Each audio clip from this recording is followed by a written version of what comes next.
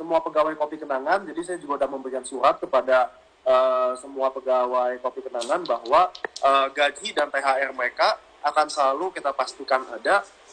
Kita juga tidak akan melakukan PHK. Satu-satunya hanya pegawai yang akan kita PHK hanyalah pegawai yang tidak melakukan protokol keamanan dan kebersihan kita.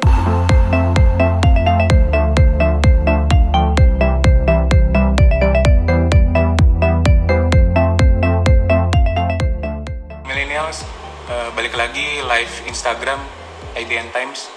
Kali ini temanya kita bakal ngomongin Superbis, bincang seputar perekonomian dan bisnis bareng sama CEO Kopi Kenangan Edward Tirtanata.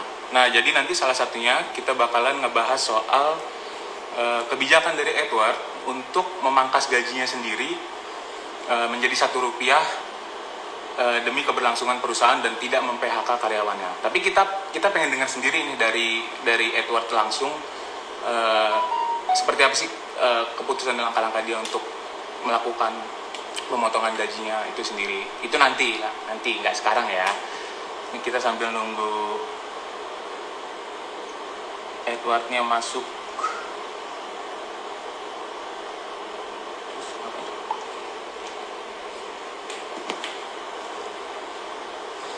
Semoga sore ini sehat-sehat ya, walaupun di Jakarta lagi agak mendung, lagi kurang baik cuaca, mudah-mudahan semua tetap sehat ya.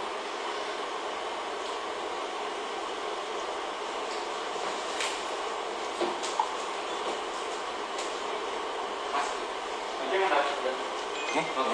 Masuk untuk pemerintahan juga. Edward udah masuk kok?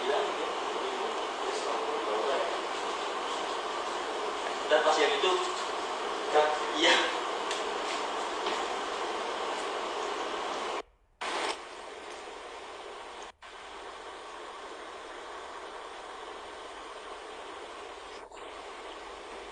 Halo, selamat sore. Selamat sore. Ya, Mas Edward. kabar?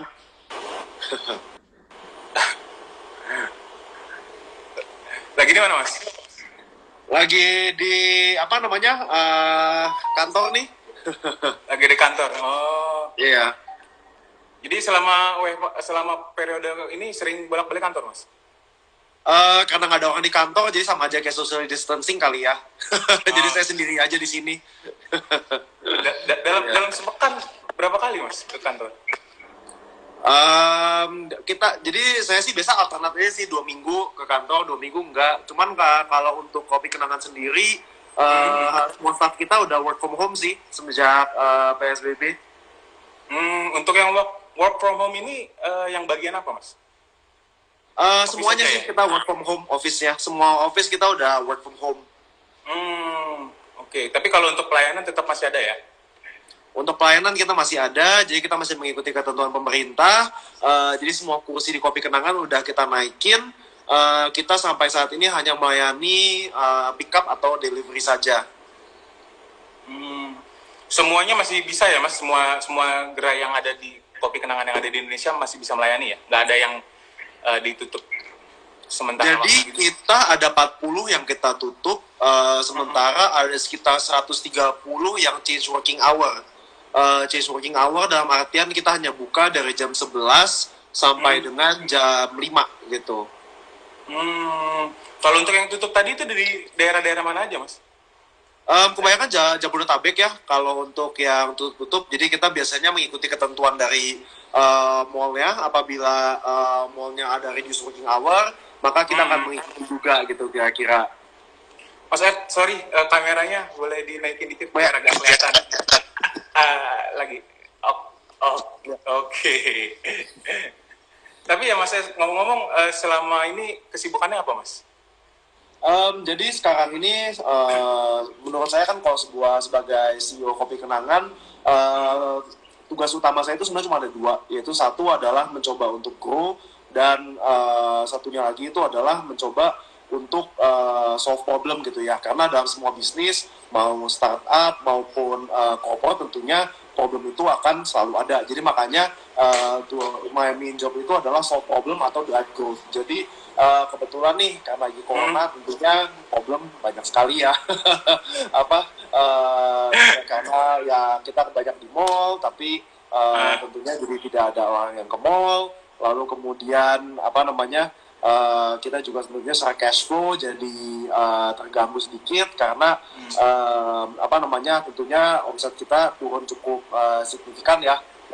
Karena saya rasa what we are having at the moment itu adalah sebuah krisis, dan krisis ini bisa dibilang adalah salah satu krisis terbesar yang pernah hospitality industry alami gitu.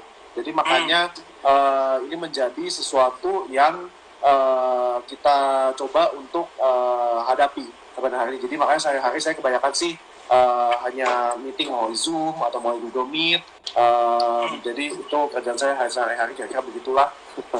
Tapi Mas menyinggung soal tadi sempat bilang kalau ada pengurangan profit, itu mulai kapan dan berapa persen Mas dibanding kondisi normal? Kita mulai itu kan pemerintah waktu itu announce kasus COVID pertama pada tanggal 1 Maret ya. Kemudian dari yang tanggal 1 Maret itu kayaknya pemerintah tuh kalau saya nggak salah ya tanggal sekitar 20 atau 25 pemerintah mulai melaksanakan pembatasan gitu ya. Atau semi lockdown. Nah dari situlah kita mulai melihat omset menurun sedikit demi sedikit sampai sekitar penurunan sampai 40-50% gitu ya. Tapi untungnya kita masih ada tabungan di perusahaan, jadi kita pun untuk saat ini sih masih aman, tapi tentunya kita nggak tahu ya ini akan last berapa lama, mungkin bisa sampai Desember, mungkin juga sampai tahun depan, mungkin habis lebaran selesai, ini kita nggak ada yang tahu gitu ya. Ya satu-satunya yang tahu di dunia ini hanya virusnya sendiri atau Tuhan gitu. Jadi kita hanya siap-siap aja.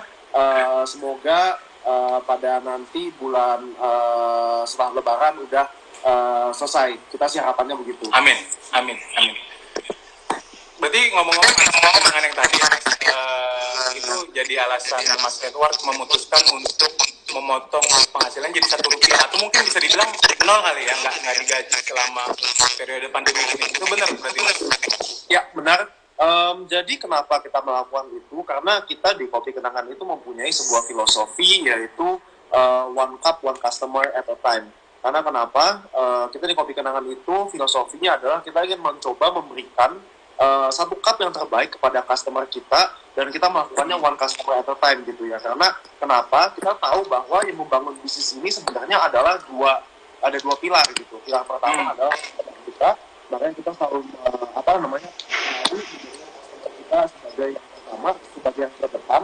Maka dari itu juga lah kenapa di Kopi Kenangan meskipun kita sedang kena musibah, tapi kita masih mencoba untuk memberikan yang terbaik untuk customer. Sebagai contohnya, kita saat ini ada budget sekitar 15 miliar yang akan kita pakai untuk membeli temperatur gun, atau kalau enggak masker, glove untuk pegawai-pegawai kita yang ada di lapangan untuk menjaga customer kita dan juga pegawai kita juga gitu ya. Lalu pilar kedua dari bisnis kita itu adalah pegawai kita gitu.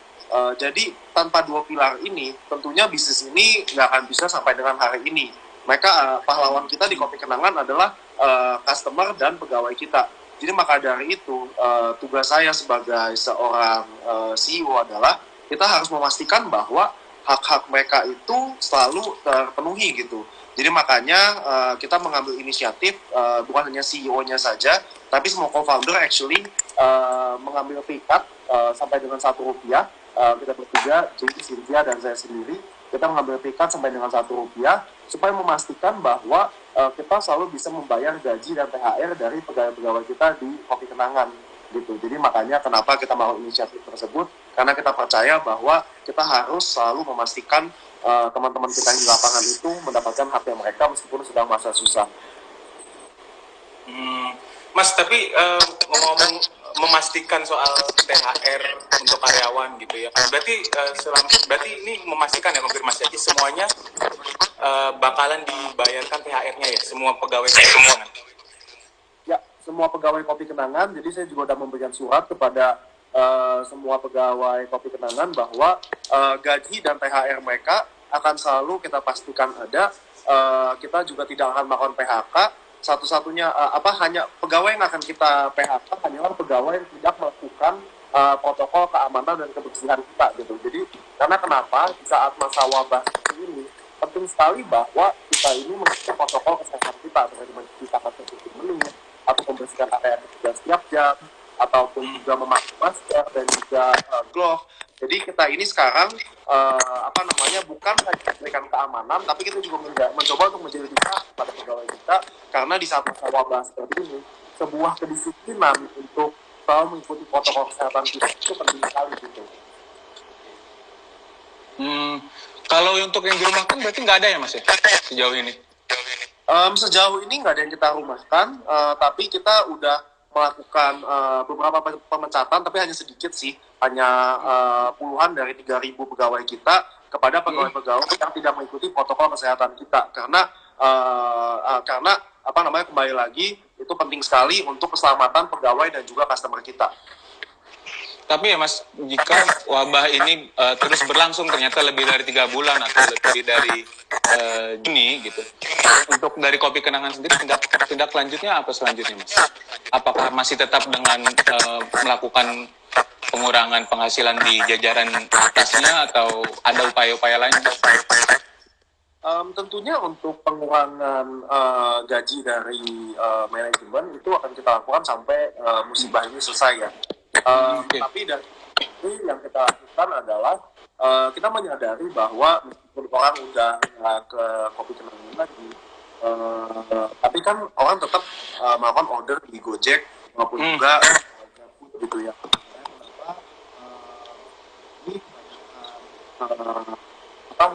Restoran-restoran atau itu mencoba dari itu yang kita lakukan. Makanya kita sekarang ini meskipun lagi susah, kita tetap ada budget marketing yang kita pakai semua di Gojek dan Grab untuk supaya memastikan kita tetap mendapatkan konten masa-masa susah seperti ini. Karena kalau tetap mau ngopi ya atau minum obat dan pada saat di rumah setiap kita tetap dari ngopi atau minum obat gitu. Jadi makanya kenapa kita tetap membuka toko kita supaya orang-orang bisa order mau Gojek dan Grab. Oke. Mas, ini ada beberapa pertanyaan dari teman-teman yang ditanya langsung ke saya. Sebenarnya kalau lagi pandemi gini ya Mas, ada tips aman ngopi di masa pandemi nggak sih? Soalnya kan ini mungkin berkaitan sama pola perilaku masyarakat yang lebih minum aktivitas fisik. Tips kopi aman sebenarnya simpel. Jangan ngopi di kafe, jangan datang ke Kopi Kenangan untuk duduk, tapi saja the safest thing you can do pada saat sedang pandemi seperti ini adalah stay at home. Dan yang bisa kita lakukan untuk ngopi itu harus ngopi di rumah, jangan ngopi di kafe. Sampai nanti pandemi ini berakhir, tolong jangan ada yang ngafe di kafe. Di rumah aja udah juga bisa kok. Ya. Kopi Kenangan nggak ada rencana ngasih promo-promo apa diskon Mas? Jadi sekarang sih kita untuk diskon kita melakukan beberapa, tapi biasanya itu campaign bersama dengan GoFood atau Grab. Seperti sekarang kan kita di GoFood ada Harkulnas atau Hari Kuliner Nasional, 40%, lalu Grab juga ada campaign yang 40% diskon, tapi kebanyakan sih kita nebeng-nebeng aja ya. Diskonnya banyak ya, kita ikut aja lah sama GoFood dan Grab gitu. Mas, ada lagi pertanyaan. Kalau lagi viral ya dalgona coffee. Kalau Mas Ed sendiri sebagai seorang CEO yang memang menggeluti di bidang perkopian, gimana ngeliatnya? Dalgona coffee itu sangat menarik ya. Tapi tentunya sesuatu produk yang sangat berbeda. Dalgona itu kan kopi yang dibuat di rumah gitu ya. Sementara kalau kopi Kenangan itu kopi yang dibuat menggunakan espresso mesin Lamborghini atau Korea Arduino gitu ya. Jadi sebenarnya itu ada dua hal yang sangat berbeda. Tentunya kita kepengen teman-teman di rumah itu kalau mempunyai opsi untuk minum kopi dari kopi dalgona atau kopi kenangan itu sebenarnya tergantung dari saya atau tentu saja sih yang lagi minum kopi seperti apa gitu. Oke. Mas, ini ada yang nanya lagi di ini, ada dari Irfan. Ini soal isu lingkungan, nanti ada rencana nggak sih kopi kenangan untuk nggak menggunakan komponen-komponen plastik lagi? Mungkin dari kaca, dari gelas gitu, yang botol kaca dan lain sebagainya gitu. Jadi untuk sekarang itu menjadi salah satu coffee shop yang selalu research eco-friendly material, seperti contohnya sampai dengan hari kita kayaknya 3 atau 4 bulan ke depan kita akan mengganti semua straw menjadi straw atau sedotan yang dibuat dari jagung gitu, dan juga sedotan yang dibuat dari lalu kita juga masih research terus dengan teman-teman kita yang ada di Eropa dan juga di China untuk mencari material alternatif pengganti dari plastik cup yang kemudian bisa menggunakan eco-friendly material. Untuk sayang sekali karena kita sudah menjual 3 juta cup sebulan, ini menjadi sesuatu yang sangat susah buat kita untuk mencari supplier yang bisa supply 3 juta cup sebulan gitu ya. Jadi makanya tantangan terbesar kita adalah mencari supplier, tetapi kita masih mencoba sampai dengan hari ini untuk mencari alternatif packaging yang dimana tergolong eco-friendly gitu ya, yang dimana akan kita mulai dengan sedotan yang terbuat dari jagung, dan kita juga nanti semua plastik bag kita udah diganti dengan Oxium, yang dimana itu adalah kantong plastik yang akan di-grade dalam 2 tahun, tapi kita mencari terus alternatif kantong plastik, sedotan plastik, dan juga cup plastik yang dimana lebih Ini kan masih dicari ya Mas, tapi pengennya sebenarnya kopi kenangan bisa dapat yang dari dalam negeri atau sebenarnya dari luar Mas, yang bisa memproduksi 3 juta itu? Dengan skala kita sebenarnya kita udah bisa apabila misalnya nih ya kita ketemu cup yang terbuat dari jagung dan juga bisa dipakai untuk dengan nyaman oleh customer kita. Kita mungkin bisa mulai dengan impor, dan apabila bagus kita bisa produksi sendiri dari dalam negeri. Dengan skala kita mempunyai banyak opsi, dan hopefully dengan dengan inisiatif kita dan juga keinginan kita untuk selalu menjadi lebih green setiap hari, kita bisa memberikan sebuah opsi yang eco-friendly yang dimana dibuat dari dalam negeri gitu ya. Sayangnya challenge itu banyak sekali, seperti misalnya contohnya dulu kita mau bikin kantong plastik, ini sih meleleh gitu ya. Jadi makanya bukan sulit sekali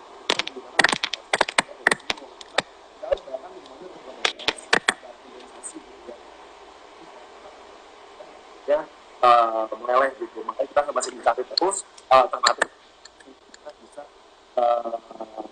fungsional dan juga eco-friendly. Tapi otomatis ada imbas dong dari salah satunya dari riset itu untuk upaya biar eco-friendly. Salah satunya terkait dari biaya yang mahal. Untuk biaya lebih mahal itu saya rasa nggak apa ya, karena saya rasa dengan apabila kita mempunyai skala dan kita bisa memberikan yang lebih kepada lingkungan, saya rasa itu adalah sebuah biaya yang bisa kita tanggung. Dan apabila memang kita tidak bisa apabila memang costingnya terlalu tinggi, kita mungkin bisa menaikkan harga dan sebagainya juga ya, karena pasti banyak juga teman-teman yang pengen save the earth gitu ya. Ada harapan nggak dukungan dari pemerintah apa nih buat upaya-upaya perusahaan mencoba untuk eco-friendly? Mungkin bisa dibantu dengan pengurangan, saya sih kurang tahu ya, tapi mungkin bisa dibebaskan pajak PPN-nya atau apa. Sebenarnya ada mungkin dari insentif pajak. Sebenarnya banyak sih yang bisa dilakukan pemerintah, tapi saya ikut aja lah inisiatif pemerintah untuk bisa membuat Indonesia lebih go green gitu. Oke. Mas, ini kan waktu kita nggak banyak, tinggal terakhir. Ini satu aja deh, Mas, terakhir dari saya. Kasih tips dong, Mas, buat ke teman-teman milenial sebagai CEO dengan aktivitas rutinitas yang sibuk, mengatur sana sini banyak pikiran. Gimana sih di tengah pandemik ini tuh bisa tetap jaga kesehatan, bisa tetap fit dan nggak stres sih. Supaya nggak stres sih, yang paling penting sebenarnya jangan aku banyak bengong kali ya. Saya kalau bengong kebanyakan sih di rumah nonton TV terus itu malahan ditambah stres ya kalau kayak gitu. Jadi penting sekali selalu mencari kegiatan, tapi mungkin dulu kalau kegiatannya itu banyak meeting dengan orang, ketemu langsung, ya sekarang bisa melalui Zoom aja gitu ya. Jadi kita emang semenjak pertengahan Maret kita udah nggak melakukan meeting lagi dengan siapapun, company policy kita nggak boleh meeting dengan orang kecuali melalui Zoom atau Google Meet. Lalu kemudian tentunya jangan lupa untuk minum vitamin dan juga mencoba untuk olahraga outdoor gitu ya. Jadi saya mencoba mencari waktu yang dimana emang nggak ada orang, saya coba lari dan outdoor karena menurut research juga sebenarnya apabila kita lari sama ada social distancing itu nggak akan membuat penyebaran corona terjadi. Jadi penting sekali untuk kita tetap beraktivitas dan berolahraga supaya nggak stres dan juga tetap sehat gitu. Oke, Mas Edward, makasih banyak nih untuk bincang-bincang live Instagramnya bareng teman-teman milenial dan bareng IDN Times. Semoga pandemiknya, kita berharap semua pandemiknya biar cepat berakhir, biar bisnis, kegiatan ekonomi semua bisa normal lagi, kita bisa kumpul-kumpul lagi bareng keluarga. Thank you banget Mas Edward, waktunya. Sorry ini ganggu waktu sibuk CEO. Oke, makasih ya Mas. Yo. Sampai ketemu di lain kesempatan, Mas. Yo.